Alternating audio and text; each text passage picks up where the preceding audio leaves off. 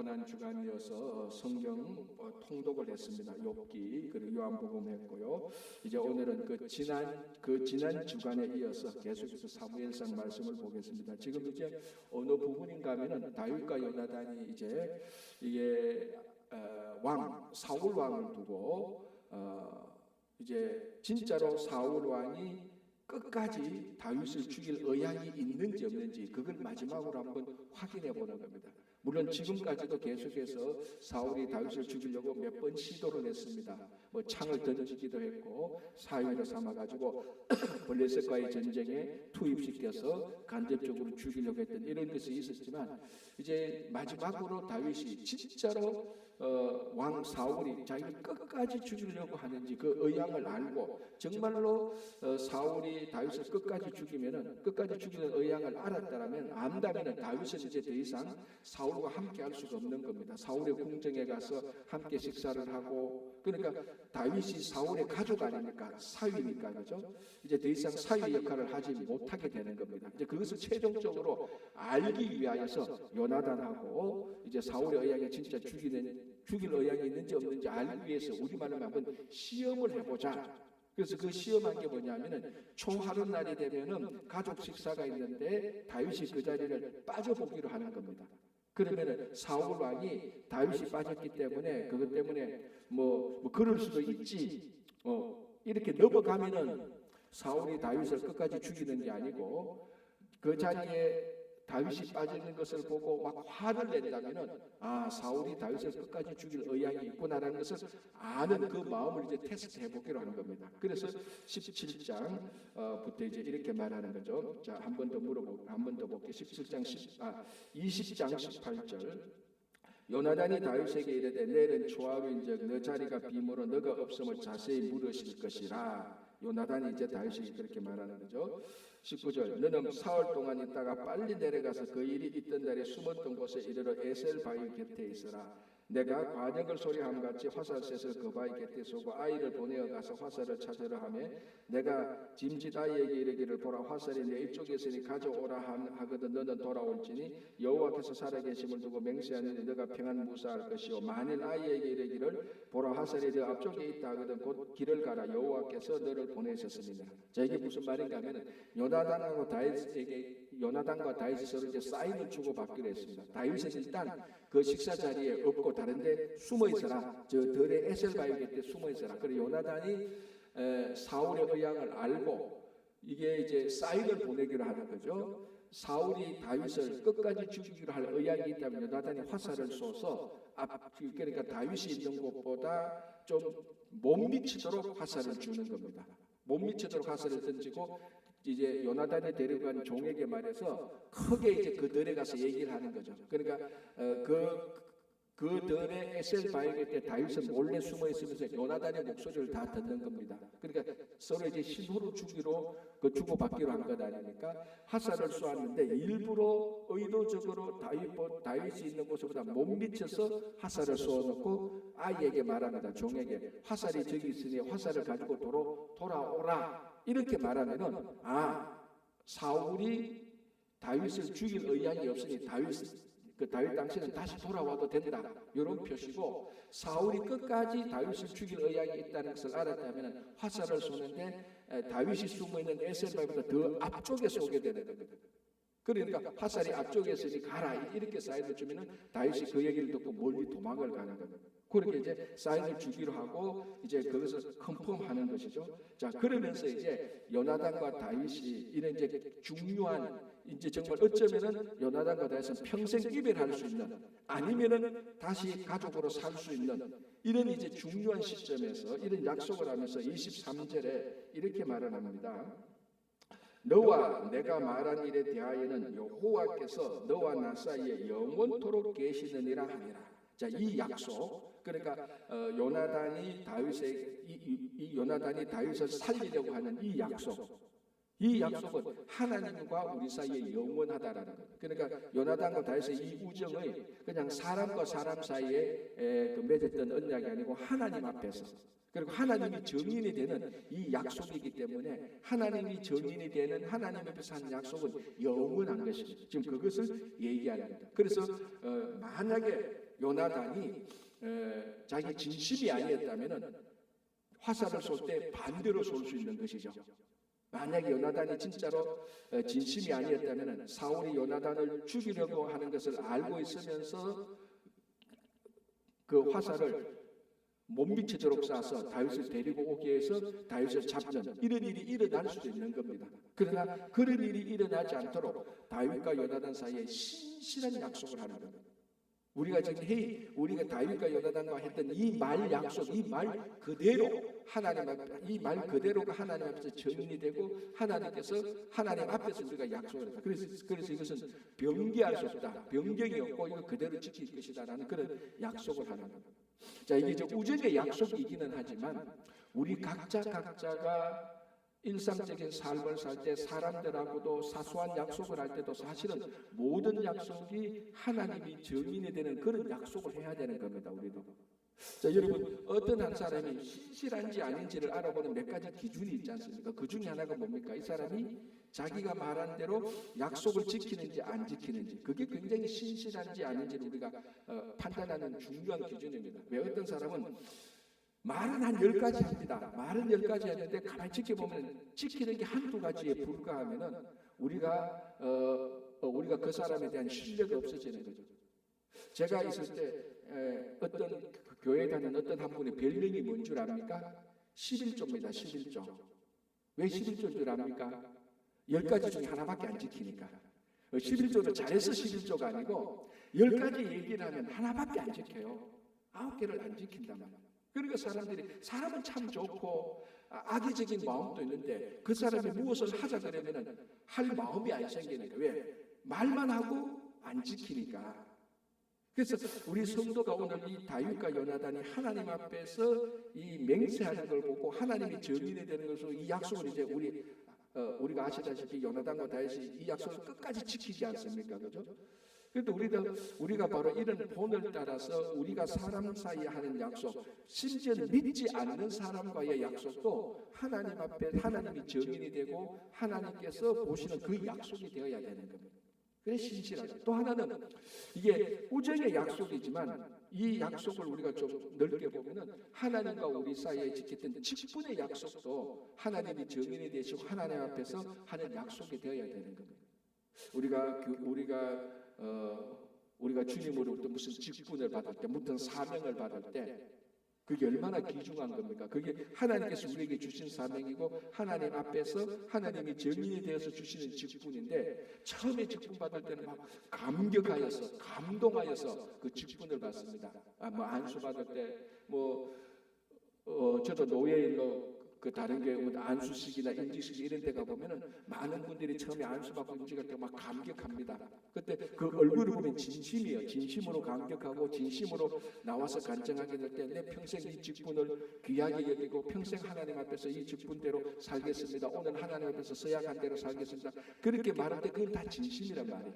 보면 일부러 그렇게 말하는 사람은 없습니다. 다 진심이고 감동하는데 이제 이게 한 달, 두 달, 1년, 2년 지나가면은 그것을 다 잊어버리고 또 원상복귀를 해서 자기 마음대로 자기 감정대로 하는 일들을 마음과 감정대로 직분을 하는 사람들은 주변에서 수두룩하게 보는 겁니다. 오늘 이 요나단과 다윗이 하나님을 증인으로 세우고 자기들이 했던 이 약속을 영원토록 지키게라고 결심했고 그리고 앞으로 이 사람들이 이 약속을 끝까지 지키는 것을 볼 때 우리가 사람과의 약속과 그리고 하나님 앞에서 직분을 두고 했던 직분의 약속도 우리가 신실하게 잘 지켜야 되는 것을 알 수 있습니다. 그렇죠? 자, 24절 보겠습니다. 자, 이제 이렇게 해서 이제 그걸 실행에 옮기는 겁니다. 그래서 다윗은 들에 나가서 에셀바의 곁에 숨고 초하루가 되었을 때 이제 그 요나단이 그 가족 식사 자리에 가게 됩니다. 갔는데 그 다윗의 자리가 비어 있죠. 첫째 날에는 사울이 아무 말도 없이 그냥 지나갑니다. 근데 둘째 날이 되니까 이렇게 말하죠. 27절 보겠습니다. 20장 27절에 이튿날 곧 그 달의 둘째 날에도 다윗의 자리가 여전히 비어 있으므로 사울이 그의 아들 요나단에게 묻되 이새의 아들이 어찌하여 어제와 오늘 식사에 나오지 아니하느냐. 자, 이제 드디어 이제 사울의 질문이 시작됩니다. 왜 다윗이 없느냐? 어제 안 온 것은 내가 봐줄 수 있는데 오늘 또 왜 안 왔느냐라고 물으니 요나단이 말하죠. 원래 약속대로 베들레헴 집에 다윗의 베들레헴 집에 그 이머전시가 생겨서 가야 된다고 말하기에 제가 제 권한으로 그 요나단이 또 왕자 아닙니까? 아버지가 그때 없어서 왕께서 그때 없어서 내 왕자의 권한으로 그냥 뭐 너무 이머전시라서 아버지 허락 받지 않고 제가 먼저 보냈습니다. 그래서 이 자리에 없습니다라고 둘러대는 겁니다. 원래 그 요나단과 다윗의 사인대로 이제 말을 하는 거죠. 자, 그 말을 들은 사울의 반응을 보겠습니다. 그래서 사울이 그러냐라고 말하면은 뭐죠? 사울이 다윗을 죽일 의향이 없다는 거죠. 그럴 수도 있구나. 우리 아들아 잘했다. 그러면 괜찮은데 그 얘기를 듣고 화를 낸다면은 여전히 사울이 다윗을 죽일 의향이 끝까지 있다는 것을 이제 그게 드러나는 거죠. 자, 30절 사울이 요나단에게 화를 내며 그에게 이르되 패역무도한 계집의 소생아 너가 이새의 아들을 택한 것이 너 수치와 내 어미의 벌거벗은 수치됨을 내가 어찌 알지 못하냐. 이새의 아들이 땅에 사는 동안은 너와 너의 나라가 든든히 서지 못하리라. 그런즉 이제 사람을 보내어 그를 내게로 끌어오라. 그는 죽어야 할 자니라. 뭐 명백하게 확인됐죠. 사울이 끝까지 다윗을 죽일 의향이 있다는 것이 명백하게 확인됐습니다. 이게 어느 정도 가면 요나단과 다윗이 서로 이야기를 할 때 나쁘게 기대했던 사울의 반응보다 훨씬 더 나쁘게 나왔습니다. 자기들이 말할 때는 좀 화를 내면은 사울이 죽일 의향이 있다는 정도를 알게 되는데 화를 내면 사실이고 어디까지 말합니까? 잡아서 당장 끌어오라. 그리고 그는 반드시 죽어야 된다. 그리고 그리고 다윗이 죽어야 요나단 너의 나라와 너가 영원할 것이라고 말합니다. 그러니까 아마 오늘 이 본문에는 나오지 않았지만 요나단도 자기가 생각했던 것보다 훨씬 더 깜짝 놀랐고 훨씬 더 아버지 사울의 의향이 지독하다는 것을 알았을 것입니다. 아니 이 정도까지야? 화를 내는 것까지는 우리가 서로 예상을 했지만 그리고 막 뭐라고 말합니까? 화를 내면서 요나단에게도 막 책망을 하고 요나단에게도 저주 비슷한 얘기를 합니다. 우리말로 하면 막 악한 욕을 하면서 이 바보 병신아 네가 아직도 그걸 모르냐. 다윗이 죽어야 뭐라고 말합니까? 너와 너의 나라가 영원할 것이라. 이 어떻게 보면 또 이게 아버지 사울의 편향된 왜곡된 아들 사랑도 또 들어가 있는 겁니다. 자, 여기서 우리가 두 가지를 알 수 있어요. 첫 번째, 사울은 여전히 아직까지도 하나님 그 나라를 위한 하나님의 뜻이 무엇인지 사울은 전혀 모르는 겁니다. 사울은 아직까지도 하나님께서 자기를 사용하셔서 이 나라를 자기 아들에게 물려줘서 영원토록 할 것이라고 착각하고 있는 것이죠. 그리고 사울은 당연히 이 나라를 요나단이 물려받고 이 자리를 위협하는 다윗은 죽여야 된다라고 생각하는. 자, 그러면 보십시오. 이 사울의 생각을 보면은 이방 왕들이나 오늘날 우리가 인류 역사를 봤을 때 봤던 많은 세상의 왕들하고 생각과 사고가 하나도 다르지 않습니다. 자, 이 사울이 요나단에게 했던 이 말 속에 하나님께서 사울을 세웠고 이 나라를 사울을 통하여서 하나님의 나라를 이루어가고 하는 그런 생각이 조금이라도 있습니까? 하나도 없어요. 세상 왕들이 하는 거 똑같습니다. 우리 식으로 말하면 조선시대 왕들이 반역자라고 자기가 생각했던 반역자를 다루는 방식하고 하나도 다르지 않습니다. 이런 일이 예상될 것이라고는 이미 왕을 세우기로 요청했을 때 하나님께서 선지자 사무엘을 통해서 이스라엘 백성들에게 했던 말입니다. 너희들이 왕을 세우면은 이 왕이 하나님을 대신해서 잘 다스릴 것이 아니고 세상 왕처럼 너희들을 죽이고 너희 아들을 데리고 와서 노역을 시키고 세금을 받고 너희 자녀들을 전쟁터로 끌고 와서 다 죽이게 될 것이다. 그런 얘기를 했단 말이에요. 그게 지금 이미 첫째 왕 사울에서부터 그런 모습이 나타납니다. 지금 여기서 사울에는 하나님이 세운 왕이라는 표시가 하나도 없습니다. 세상 왕하고 똑같습니다. 어쩌면 세상 왕보다 더합니다. 지금. 아니 다윗이 잘못한 거 하나도 없지 않습니까? 그래서 32절에 요나단이 그의 아버지 사울에게 대답하여 이르되 그가 죽을 일이 무엇이니까 무엇을 행하였나요? 자, 제가 전에도 말씀드렸다시피 실제로 다윗의 가장 강력한 라이벌은 사울이 아니고 요나단이 되어야 되는 것이 맞죠. 왜냐하면 사울은 왕 세대하고 다윗과 요나단이 같은 세대고, 이 같은 세대에서 다윗과 요나단이 왕권을 두고 싸우면 싸우는 거지, 지금 사울의 왕권을 두고는 아무도 싸우지 않습니다. 자, 그런데도 요나단은 그런데도 그 자기하고 철저히 라이벌이 될 수밖에 없는 다윗을 본 요나단이 봐서도 이 다윗이 아버지에게, 자기에게, 그리고 이 나라에게 잘못한 것이 하나도 없다는 것이죠. 그럼에도 불구하고 사울은 자기 아들에게 물려줄 왕권이 위태로울까 싶어서 다윗을 죽이려고 하는 거예요. 저기 세상 왕하고 똑같았습니다.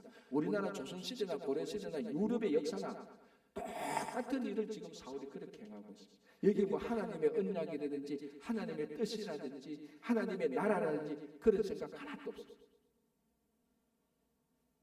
가끔 어떤 사람들이 교회에서 주님의 일을 하면서 이런 생각으로 할 수가 있다는 것입니다.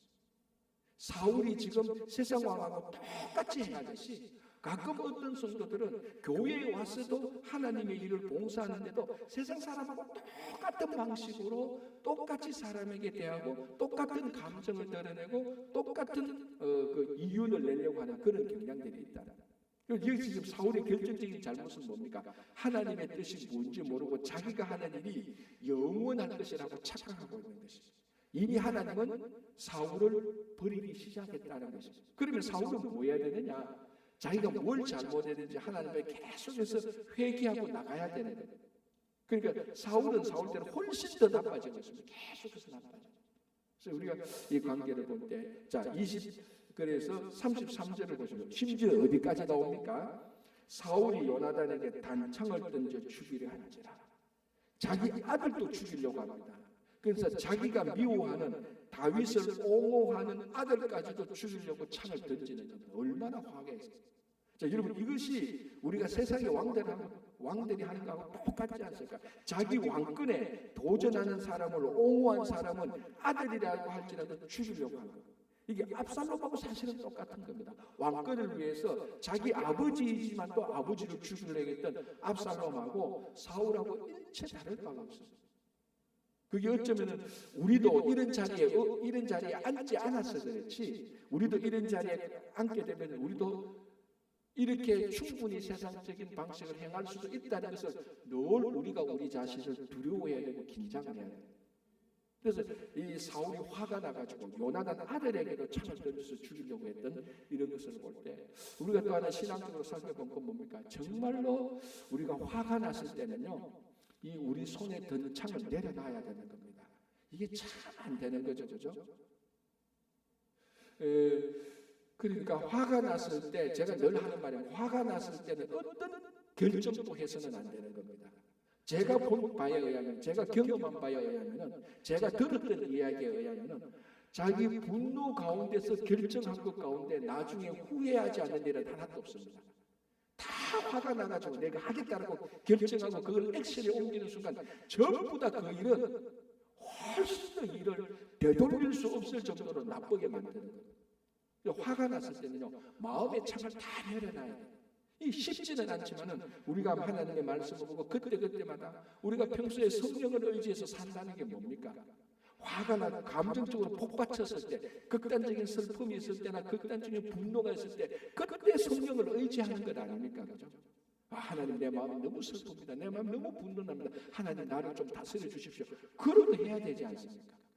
그게 평소에 훈련을 해야 되는 거예요. 지금 요나단이 그걸 못합니다. 얼마나 화가 나니까 다윗에게 던졌던 그 창을 가지고 자기 아들도 죽이려고 하고, 아들도 죽이려고, 왕권을 위해서 아들이 아들 죽이는 거나 아버지가 아들 죽이는 거나 이게 세상이라고 똑같습니다. 그런 일이 일어나는, 그러니 이제 요나단이 확정하는 거죠. 아버지가 확실히 아버지 사울이 확실히 다윗을 죽이려고 하는구나. 그래서 이제 보십시오. 34절, 심히 노하여 식탁에서 떠나고 그 달의 둘째 날에는 먹지 아니하였으니 이는 그의 아버지가 다윗을 욕되게 하였으므로 다윗을 위하여 슬퍼함이었다. 아들이 아버지의 분노를 보고 그 희생양이 되어가고 있는 다윗을 보고 슬퍼하게 됩니다. 자, 35절부터 이제 끝까지 42절까지 무슨 내용입니까? 이제 그 요나단이 사울의 의향을 알았으므로 자기 시종을 데리고 광야로 갑니다. 에셀 바위 곁에 다윗이 숨어 있다는 것을 사울은 아니까 화살을 쏩니다. 화살을 쏘서 다윗이 있는 것보다 멀리 쏩니까? 못 미치게 쏩니까? 멀리 쏴야 되죠. 사울이 죽이려고 쏴서 도망가도록, 멀리 도망가도록. 그러니까 사이즈는 굉장히 명확합니다. 다윗보다 못 미치게 쏘면은 다윗이 돌아와도 되고, 멀리 쏘면 멀리 도망가라는. 그래서 이 요나단이 다윗이 있는 것보다 훨씬 멀리 쏘면서 이렇게 이제 그 말하지 않습니까? 이 40절에 요나단이 그의 무기를 아이에게 주며 이르되 아닙니다. 죄송합니다. 37절. 아이가 요나단이 쏜 화살 있는 곳에 이를 쯤에 요나단이 아이 뒤에서 외쳐 이르되 화살이 너 앞쪽에 있지 아니하냐. 자, 이거 실제적으로 누구에게 하는 말입니까? 다윗에게 하는 말이죠.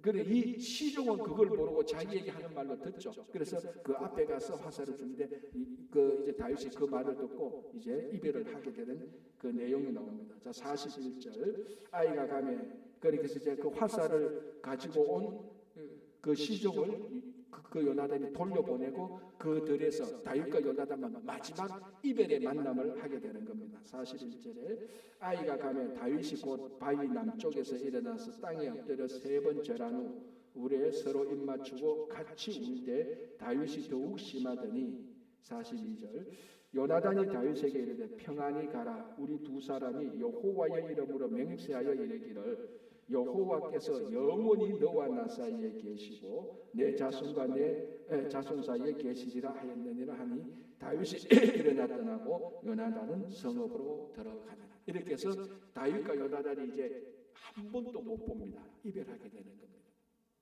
자, 이 다윗과 요나단의 이 신실한 우정을 이별하게 하는 요인은 뭡니까?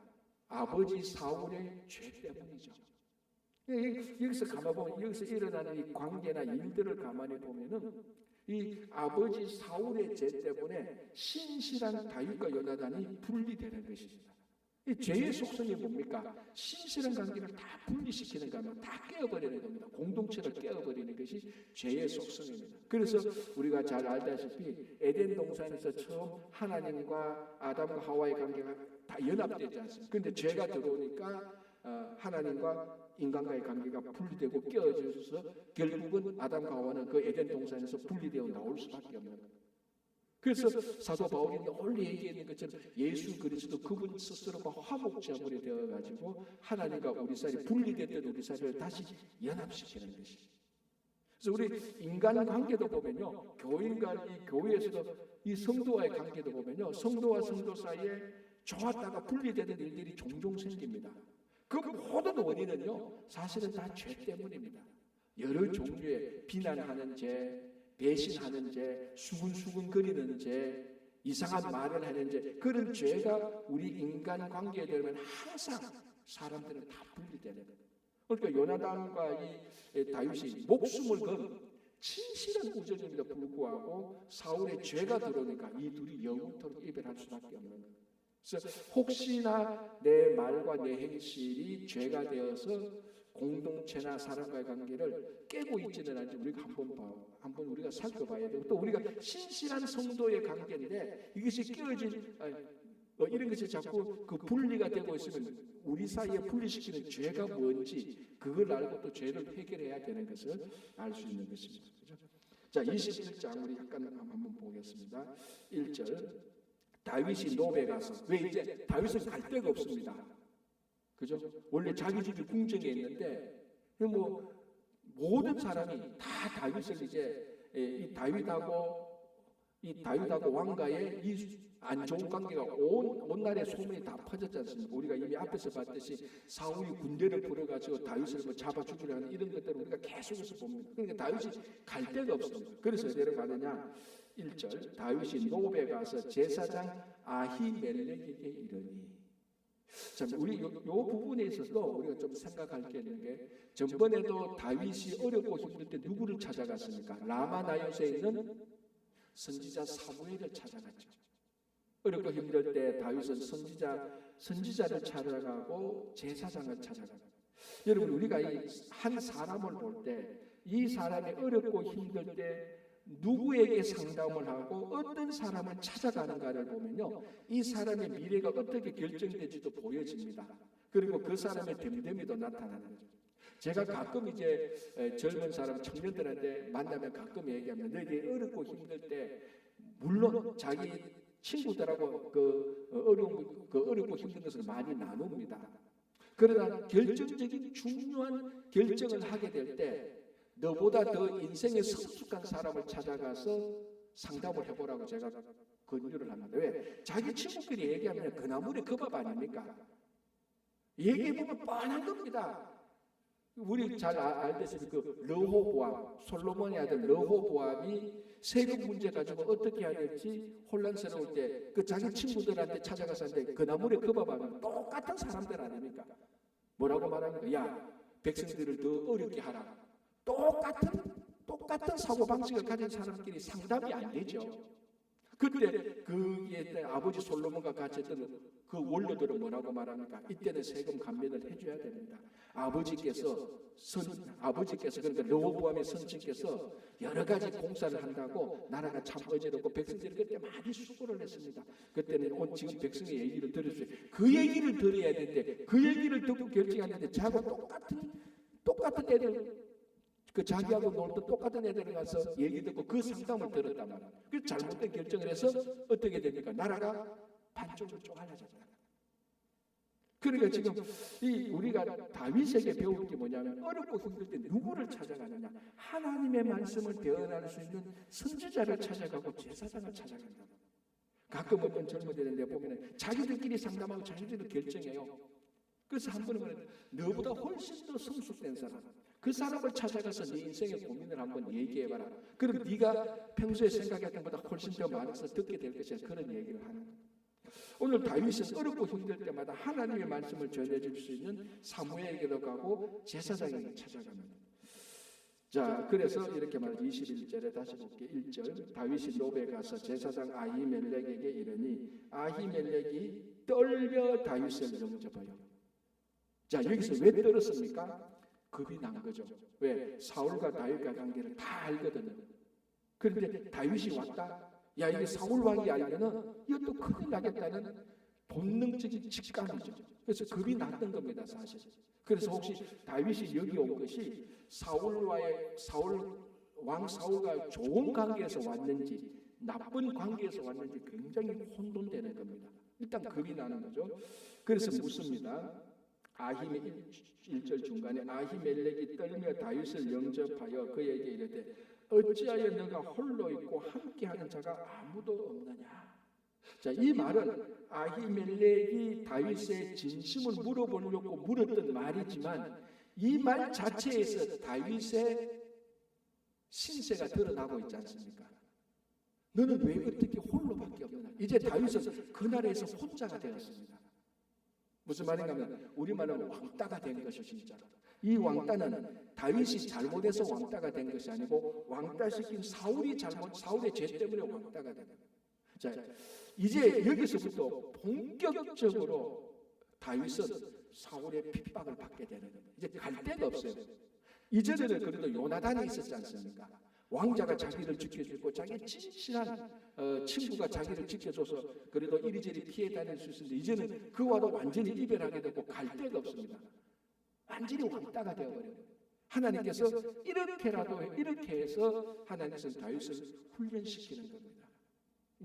이제 우리말로 고독하기 시작하는 겁니다. 아무 사람도 의지하지 갈 데가 없어서 아히멜렉이 쫓아갔는데 아히멜렉조차도 경계하는 겁니다. 혼자 오셨어요? 우리말로 하면은 사울 왕과 관계가 어떠세요? 그걸 묻는 겁니다. 이 아히멜렉의 이 질문 속에서 말하는 이 질문 속에서 다윗의 처량한 신세, 혼자밖에 없는 신세, 그게 드러나는 거예요. 이제 이렇게 훈련받기 시작하는 거죠. 자, 그래서 2절 보면은 다윗이 좀 둘러댑니다. 내가 왕께서 시킨 비밀 업무를 행하기 위해서 여기 왔기 때문에 다른 사람을 데리고 올 수 없었습니다. 그래서 혼자 올 수밖에 없었어요. 이렇게 이제 둘러대는 거죠. 자, 그리고 뭐라고 말합니까? 3절 4절 떡을 좀 달라. 내 지금 먹을 게 없다. 얼마나 참 지금 생존의 문제까지 걸려서 왕따 당했죠. 생존의 문제까지 먹을 게 없다. 여러분 다윗이 누굽니까? 왕의 사위고 그 나라의 천부장이란 말입니다. 백부장도 아니고 천부장. 오늘날 우리나라면은 대통령의 사위고 한 뭐 참모 총장 정도 아니면 한 사단의 사단장 정도는 된단 말이죠. 자, 이런 사람이 먹을 게 없습니다. 갈 데가 없고 먹을 게 없습니다. 이게 바로 하나님께서 훈련시킬 때 이런 극단적인 상황까지 지금 가는 겁니다. 그래서 떡을 좀 달라 하니까 아히멜렉이 먹을 떡은 없는데 굳이 있다면 진설병이 있다. 우리 뭡니까? 그 성소에 일주일마다 가는 그 떡, 진설에는 떡, 그거는 율법에 의하면 누가 먹는 겁니까? 제사장만 먹을 수 있는 겁니다. 근데 그 떡밖에 없다니까 다윗이 그걸 가지고 와서 자기와 함께했던 몇 명의 이제 그 자기를 따르는 몇 명의 사람들하고 그걸 함께 먹습니다. 엄격히 말하면 뭡니까? 율법을 어긴 거였죠. 이거는 일반 사람이 먹으면 안 됩니다. 자, 다윗이 잘했습니까? 못했습니까? 여기에 대해서 이 다윗의 행동에 대해서 누가 나중에 대답해 줍니까? 예수님이 나중에 대답합니다. 왜? 예수님의 제자들이 안식일날 배가 고파서 이삭을 먹었지 않습니까? 안 그래도 호시탐탐 노리는 바리새인들이 그걸 가지고 딱 잡았습니다. 당신의 제자들이 안식일날에 이삭을 먹었다, 안식일을 어겼다라고 말했을 때 예수님께서 예를 든 게 바로 이거 아닙니까? 다윗도 배가 고플 때 율법에서 금지했던 진설병을 먹었지 않느냐? 그거 정당한 거라는 겁니다. 무슨 말인가 하면 율법이 아무리 엄해도 율법 생명은 율법보다 더 중요한 겁니다. 여러분 율법이 왜 있습니까? 사람의 생명을 보호하고 사람들을 그 국가 그 공동체를 평안하게 하기 위함이 아닙니까? 그런데 율법에 매여 가지고 평안도 무시하고 생명도 무시하고 율법 자체가 목적이 되면은 그거는 안 되는 거죠. 그게 율법에 얽매이게 되는 겁니다. 법 자체가 목적이 되면요 그 공동체는 굉장히 혹독스러워집니다.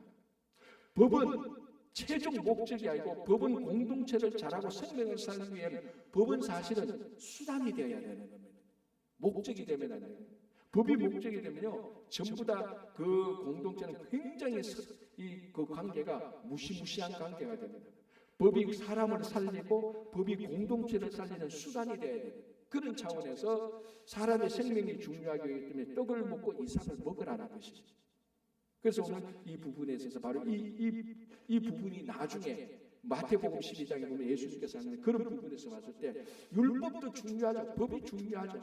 그 법을 지키는 이유가 뭡니까? 공동체를 더 하나님에 대해서 합당하기 위해서 율법을 지키는데 우리도 가끔 신앙생활 하다 보면 율법적인 것을 지키느라고 공동체가 더 험악하게 만들고 율법을 지키느라고 한 사람의 생명을 무시하게 되는 그런 우를 우리도 범할 수가 있는 것입니다. 율법은 목적이 아니고 수단이라는 것을 우리가 알면 오늘 이 다윗이 진설병의 떡을 먹고 제자들이 안식일날에 이삭을 먹은 것이 이해가 되고 우리의 신앙이 율법을 초월할 수 있는 진짜 성숙한 신앙이 되는 거예요. 오늘 우리가 여기까지 보면서 계속해서 하나님께서 다윗을 이래저래 훈련시키는 그 모습을 보면서 하나님께서 여전히 우리도 훈련시키고 성숙한 삶을 살아가게 인도하신다는 것을 믿고 살아가는 하루가 되시기 바랍니다. 기도하겠습니다. 하나님 감사합니다. 오늘도 하루를 시작하면서 이제 부활절 이후의 삶을 살게 됩니다. 오늘은 또 아버지 하나님께서 함께 하셔서 우리의 삶이 늘 부활의 삶이 될 수 있도록 성령께서 인도하여 주시옵소서. 아버지 하나님 하루속히 이러한 중동 전쟁이 끝날 수 있도록 주님께서 역사해 주시고 평화가 정착될 수 있도록 해주시고 이 일로 인해서 고통받고 있는 모든 사람들에게 주님의 평화가 함께하기를 간절히 원합니다. 주님 교회를 지켜주시고 말씀 나누는 반이 잘 진행되게 하시고 또 5월 8일부터 10일까지 있을 부흥회 위에도 큰 은혜를 주시고 오실 강산 목사님에게 하나님께서 신원의 강건함을 붙들어 주셔서 또 저희들이 은혜 받고 늘 성숙한 삶을 살아가게 하여 주시옵소서. 우리 자녀들 위에도 함께 하시고 가정 위에도 특별히 일터 위에도 풍성한 열매를 맺게 하시고 육신에 연약하신 분 또 심령에 낙담하신 분 주님께서 치유하여 주셔서 속히 회복하게 하여 주시옵소서. 오늘 하루도 주님의 손에 맡기며 예수님 이름으로 기도합니다. 아멘. 자, 이렇게 기도하시고 돌아가시기 바랍니다.